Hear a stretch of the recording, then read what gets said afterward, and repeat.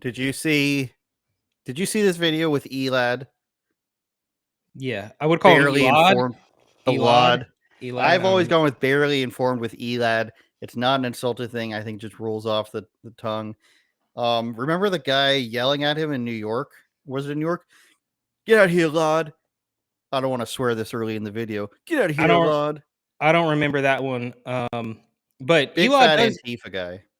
No, I don't. Maybe if I saw the video, it would jog my memory. But Elad, whatever. He's been pretty good. Now I run into him every now and then, and it's funny because last time I saw him was here in Arizona, and he went to bat for Queens. He went to bat for New York, and I was like, dude, I'm out of there. Like I can't stand the place.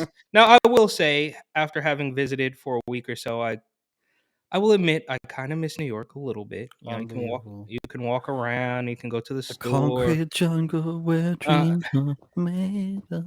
yeah, don't quit your day job. But so it was funny watching like Elad face to face and at a conference at AmFest, going to bat for how amazing Queens was and how amazing New York was. And you fast forward, I don't know, 6 or 8 months or whatever it is, and you see this, and it's just like, dude, this is what we've reached the peak. Okay, before I get too far, let's play the video so everybody Yeah, knows. let's play the video. It's not my boy Elad. This person right here, by the way, ladies and gentlemen, harasses patients trying to get reproductive health care at Planned Parenthoods. Fuck off! That's Elad, by the way. Hey, no, why are you walking away? That's Elad. I cannot believe that. I cannot believe it. You have the balls to have a fucking social life. Do not ever step in this neighborhood. Ever. You're out of your fucking mind.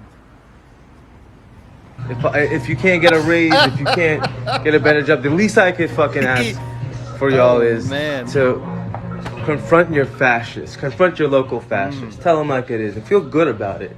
You know what I mean? You either punch a Nazi in the face or you expose the fucking dirtbag that he is to any potential first date that he might have. I mean, it's crazy. Like, the unsuspected look on her face, like she had no idea that she was about to go home with a fucking proud Zionist who loves to show up at abortion clinic defenses to harass protesters, you know, protecting people trying to get access to. Okay, I got 2 quick points here, Eric. Number 1, obviously, the idea that a guy with the septum piercing, a beret, and this curly ponytail is going to prevent you from stepping foot in his neighborhood is completely laughable. That's why I laughed as soon as he put the camera on himself, because, like, guy, you're not tough. The second point is Elad has never harassed anyone in any one of his videos. In fact, he's one of the few reporters that will actually stand up for himself if people start to push him around and attack him.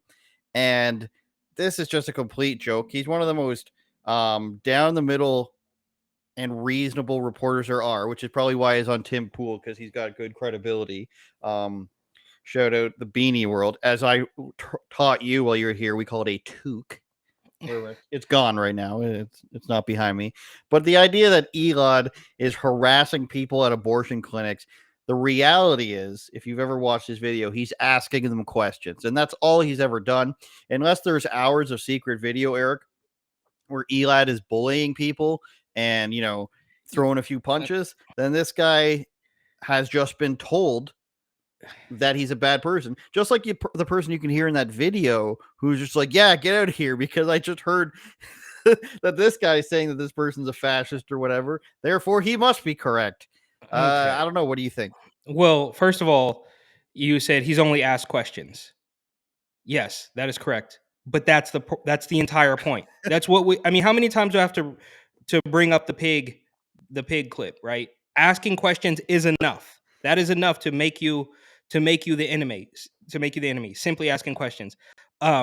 Secondly, that guy clearly does not speak for that entire neighborhood. I know the area fairly well, right? Where is it? I believe it's in Bed-Stuy or Clinton Hill, which is... I've heard Bed-Stuy in rap songs. Yeah, so Bed-Stuy, Clinton Hill area. And look, yeah, there's a lot of hipsters and there's a lot of weirdos and a lot of, brainwashed zombies like this guy, but I promise you, he does not speak for everybody. You can watch an Ami Horowitz video where the the quote unquote, BIPOC population will tell you for the most part that simple things like men can't get pregnant, or I know exactly where the DMV is, or having an ID is not racist. That guy does not speak for everybody. It's absolutely ridiculous. Most people are going to see clearly.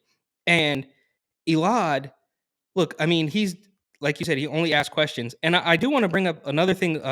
When he got kicked out, sorry, is this gossipy? I don't know, but when he got kicked out of AmFest for asking Kyle Rittenhouse a question, so he gets it from both sides, right? So this guy's mad because he's out having a drink with some friends or a first date or whatever it might be, and he's mad like, how dare you have a social life out here? So they're mad at him. But then when he goes to AmFest with the quote unquote conservatives, and they treat Kyle Rittenhouse like their little golden boy who cannot be asked a question. So he's getting it from both angles. So shout out to him for doing that. And this guy pretending that he's the arbiter of truth in the neighborhood is I mean, couldn't be further from the truth.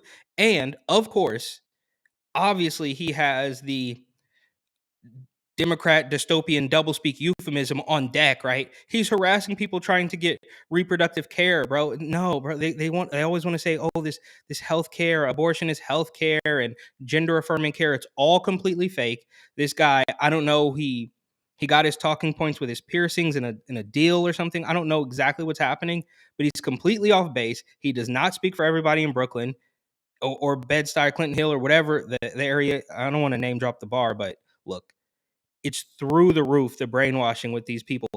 But on the plus side, last thing here, I think this guy's he's a virtue signaler. He's trying to get his likes on TikTok. He's trying to get his likes on Instagram and Twitter and all that. But I can almost guarantee you, after even being back there for just a week or so, most people can see through it. They're never going to say it. I shouldn't say they're never going to say it, but a lot of people won't say it because they've been scared into submission, which is a very similar thing that we see with these girls on the whatever podcast, right? So they know when you talk to them one-on-one, no camera, no phone, no nothing, they know the truth. But they get in their head, they've been taught by the media that if they say the wrong thing, they could lose their job. They could lose their friends, but it's all because they're walking on eggshells. It's not because most people actually believe it. It's because they've successfully been scared into submission. Turn it up, Jordan.